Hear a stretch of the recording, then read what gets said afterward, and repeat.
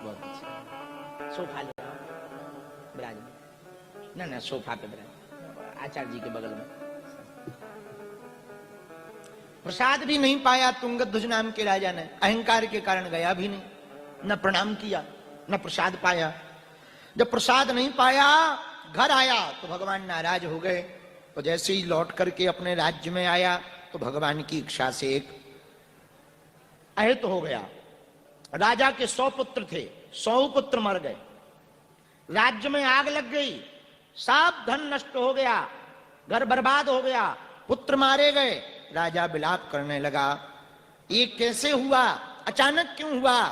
मन में ये विचार करने लगा तो सोचा हो ना हो वह जो सत्यनारायण भगवान का व्रत था कहीं उसी का दुष्परिणाम ना हो, सत्यनारायण भगवान ने ही सब कुछ नाश ना कर दिया हो।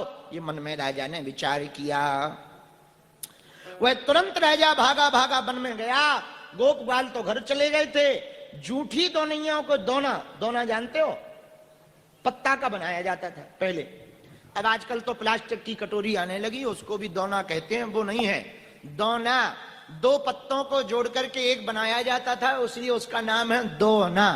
और दोना का एक अर्थ और है दो ना, 2 ही एक हैं, जीवात्मा और परमात्मा ही एक है, इसलिए उसको दोना कहते हैं। दोना, दो ना, दोना नहीं है, एक ही है, जो है सब एक ही है। एकम ब्रह्मम, सब एक ही है, दूसरा कुछ संसार में ईशावास्यमिदं सर्वम, सब परमात्मा है, कुछ दूसरा। इसलिए दोना में ही पहले प्रसाद क्यों दिया जाता? बोले दो ना, इसलिए दोना।